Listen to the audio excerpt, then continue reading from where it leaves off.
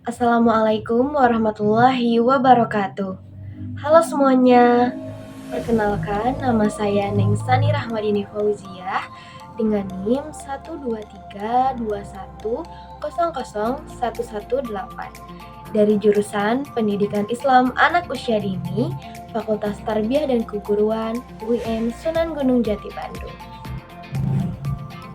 Dalam kesempatan ini, saya akan membahas topik mengenai efektivitas permainan menyusun balok untuk meningkatkan motorik halus pada anak usia dini. Motorik halus merupakan gerakan tubuh yang melibatkan otot-otot kecil seperti otot jari, otot wajah, dan lain sebagainya. Gerakan motorik halus, terutama yang melibatkan otot tangan dan jari, biasanya memerlukan ketelitian, ketekunan, dan koordinasi yang tinggi antara mata dan otot kecil karena tidak memerlukan tenaga. Namun, gerakan motorik halus tersebut harus memerlukan koordinasi yang cermat.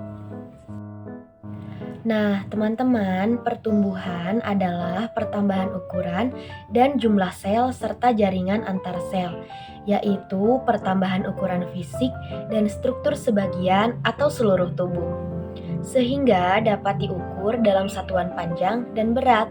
Sedangkan yang dimaksud dengan perkembangan adalah peningkatan struktur dan fungsi tubuh yang lebih kompleks pada kemampuan gerak umum, gerak halus, bicara, dan bahasa, serta sosialisasi serta kemandirian.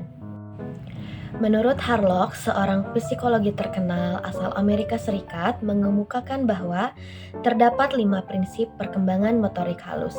Yang pertama itu, perkembangan motorik halus tergantung pada kematangan otot dan saraf. Yang kedua, pembelajaran keterampilan motorik tidak terjadi sebelum anak menjadi dewasa. Yang ketiga, perkembangan motorik itu mengikuti pola yang dapat diprediksi, yaitu mengikuti perubahan aktivitas. Dan yang keempat, itu menentukan norma perkembangan motorik, serta yang terakhir itu, perbedaan individu itu mempengaruhi laju perkembangan motorik. Jadi, teman-teman, setiap anak itu pasti berbeda perkembangan motorik halusnya, tergantung aktivitas yang anak itu lakukan serta pemberian stimulasinya. Nah, berkat kemampuan mencocokkan informasi dan persepsi tersebut, anak dapat lebih efektif memahami karakteristik lingkungan sekitarnya. Kementerian Pendidikan Nasional itu mengemukakan bahwa terdapat 5 ciri-ciri perkembangan motorik halus anak usia dini yang dijelaskan. Pertama itu saat anak berusia 3 tahun. Nah, teman-teman, ketika anak itu berusia 3 tahun, keterampilan gerak halusnya itu masih dalam tahap bayi. Jadi, meskipun anak sudah bisa mengambil benda dengan ibu jari atau telunjuknya, namun gerakannya sendiri itu tuh masih terasa canggung atau kikuk. Jadi, anak itu masih ragu-ragu. Nah, yang kedua itu pada usia 4 tahun, yang dimana di usia 4 tahun ini tuh koordinasi motorik halus anak itu sudah meningkat secara signifikan dan gerakannya semakin cepat, bahkan cenderung sempurna. Yang tadinya masih canggung, nah di usia ini tuh gerakannya semakin cepat. Lalu yang ketiga itu pada usia 5 tahun. Nah, pada usia 5 tahun ini koordinasi motorik halus anak itu sudah lebih sempurna dari tangan, lengan, dan badan itu bergerak di bawah koordinasi mata. Nah, anak-anak juga lebih mampu membuat dan melaksanakan aktivitas yang lebih kompleks seperti mengerjakan atau membuat menyusun balok, lalu menggunting. Lalu yang keempat itu ada di akhir masa kanak-kanak. Nah, usia 6 tahun itu biasa disebut dengan akhir masa anak-anak. Jadi, anak telah belajar menggunakan jari dan pergelangan tangannya untuk menggerakkan ujung pensil. Nah, biasanya usia 6 tahun itu kan usia menuju pendidikan dasar. Nah, jika di taman kanak-kanak, pasti anak itu sudah dilatih untuk menggerakkan motorik halusnya dengan baik sehingga siap untuk melanjutkan ke pendidikan dasar. Nah, efektivitas itu berarti doing the right things, atau melakukan pekerjaan dengan benar. Nah, yang dimaksud dengan efektivitas di sini itu adalah tercapainya tujuan. Teman-teman, pendidikan yang dilakukan pada anak usia dini itu hakikatnya adalah upaya untuk memfasilitasi perkembangan anak secara menyeluruh atau menekankan pada pengembangan seluruh aspek kepribadian anak. Dan perkembangan anak usia dini itu merupakan peningkatan kesadaran dan kemampuan anak dalam mengenal diri sendiri dan berinteraksi dengan lingkungannya. Nah, cara anak-anak belajar dengan cara orang dewasa belajar itu pasti berbeda. Makanya, anak usia dini itu dalam pembelajarannya ditekankan pada bermain sambil belajar. Memberikan stimulus atau stimulasi yang tepat pada anak usia dini itu adalah melalui bermain. Oleh karena itu, pendidik atau guru dan orang tua serta orang dewasa di lingkungannya harus mampu memberikan rangsangan dalam bentuk permainan, yaitu menggunakan alat-alat pendidikan. Alat permainan edukatif atau yang biasa kita sebut APE mempunyai fungsi mengembangkan aspek perkembangan pada anak.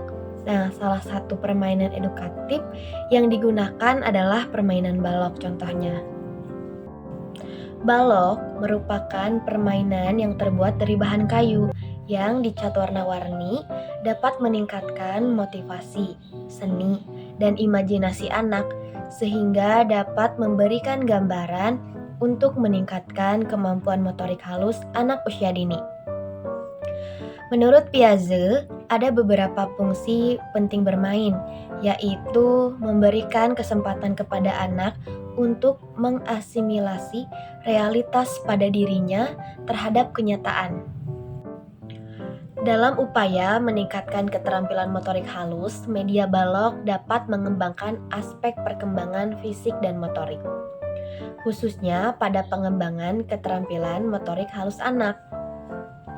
Anak-anak biasanya sangat antusias ketika bermain balok, karena mereka mampu membedakan balok kasar dan balok halus dengan cara merabanya.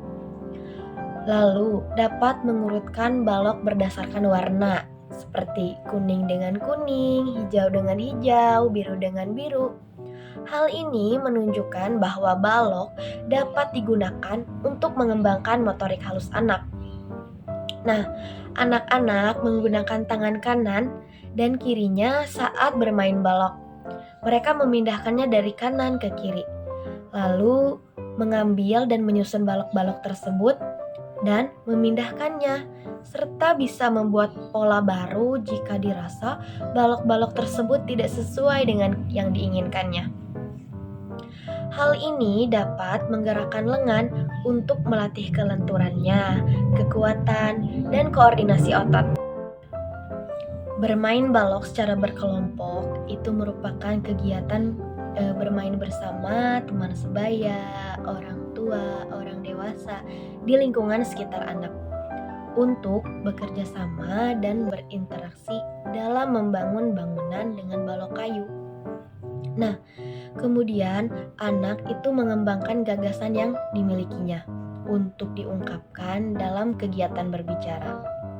Jadi, balok sangat berguna untuk merangsang imajinasi dan kreativitas anak. Teman-teman, permainan balok ini tuh dapat dimulai pada saat anak berusia 2 tahun.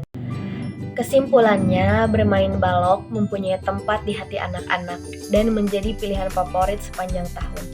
Ketika anak berada di TK atau kober, bermain balok merupakan permainan favorit hingga tahun terakhir sekolahnya.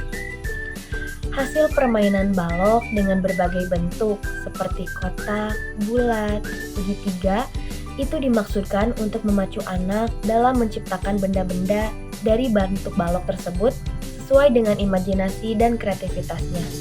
Dan perlu diketahui bahwa kreativitas setiap anak itu berbeda-beda. Di akhir kata, izinkan saya untuk membacakan sebuah quotes dari Ibu Eli Risman, seorang psikolog anak yang mengatakan bahwa anak itu pintar ada waktunya, karena yang berkembang pertama kali adalah pusat perasaannya. Anak usia dini harus jadi anak yang bahagia, bukan anak yang pintar. Jadi, membuat anak bahagia itu salah satunya dengan cara bermain. Sekian pemaparan materi mengenai efektivitas permainan balok. Semoga bermanfaat dan berguna bagi teman-teman semua. Terima kasih. Wassalamualaikum warahmatullahi wabarakatuh. See you next video.